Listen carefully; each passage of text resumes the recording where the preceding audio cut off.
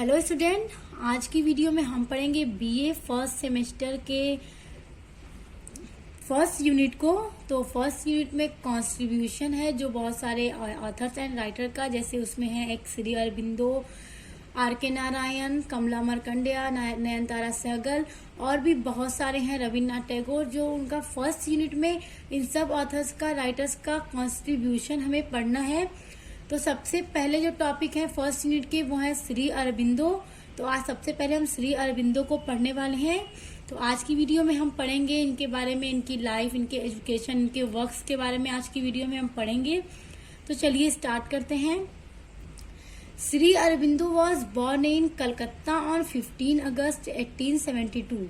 श्री अरबिंदो का जन्म कलकत्ता में 15 अगस्त 1872 में हुआ था। कलकत्ता जो अब कोलकाता के नाम से जाना जाता है। At the age of 7 he was taken to England for education. 7 साल की उम्र में उन्हें पढ़ाई करने के लिए इंग्लैंड भेजा गया। There he studies and saint Paul's school London, जहां उन्होंने लंदन के सेंट पॉल स्कूल से पढ़ाई की। And at King's College Cambridge, और उसके बाद किंग्स कॉलेज कैम्ब्रिज से उन्होंने पढ़ाई की। Returning to India in 1893, he worked for the next 13 years in the princely state of Baroda in the service of the Maharaja and as professor in Baroda College. उन्होंने जब England में अपनी education को complete कर लिया तो उसके बाद 1893 में वो इंडिया वापस चले आए और उन्होंने फिर 13 साल तक प्रिंसली स्टेट ऑफ बड़ौदा में उन्होंने सर्विस की। उसके बाद उन्होंने बड़ौदा कॉलेज में प्रोफेसर के रूप में भी काम किया। तो अब उसके आगे देखते हैं। From 1902 to 1910 Aurobindo part to in the struggle to free India from the British rule.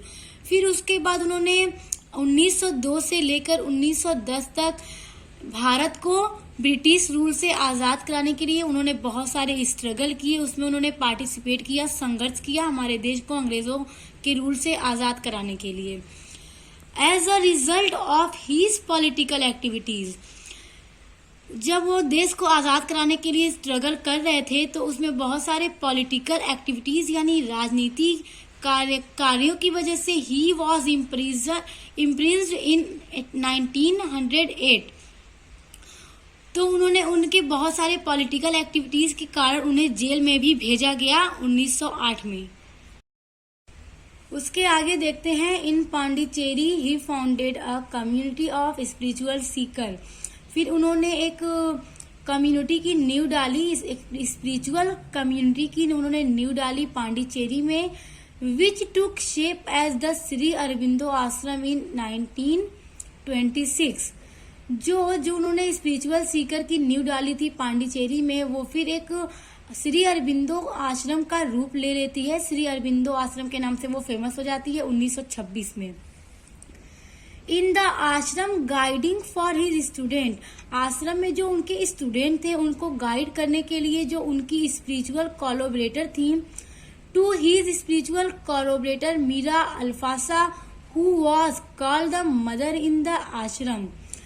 तो जो उन्होंने स्पिरिचुअल सीकर्स के लिए उन्होंने आश्रम खोला था, तो उनके स्टूडेंट्स को गाइड करने के लिए उन्होंने अपनी एक स्पिरिचुअल कोलैबोरेटर मीरा अल्फासा को उनके हाथों में दी, मतलब कि आप गाइड करिए स्टूडेंट्स को। इस वजह से जो मीरा अल्फासा थी उनको आश्रम में द मदर के नाम से जाना जाता था। तो अब हम श्री अरबिंदो के कुछ मेजर वर्क्स को देखेंगे।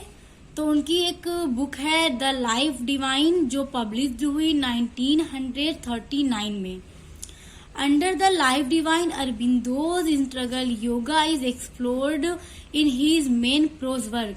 तो उन्होंने द लाइफ डिवाइन में योगा के बारे में बहुत सारा कुछ एक्सप्लेन किया है, डिस्कस किया है।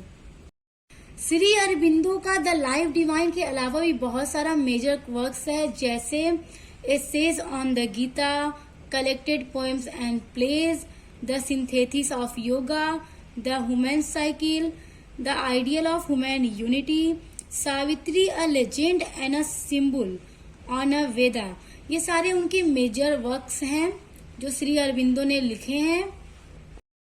और ये सारा जो उनके वर्क्स हैं ये सब आपको बहुत अच्छे से लर्न होना चाहिए, क्योंकि ये सारा पेपर में पूछता है। इस वजह से इसको आप बहुत अच्छे से ध्यान में रखकर इसको पढ़िएगा और इसको याद करिएगा। उसके बाद Shri Aurobindo left his body on 5 December 1950।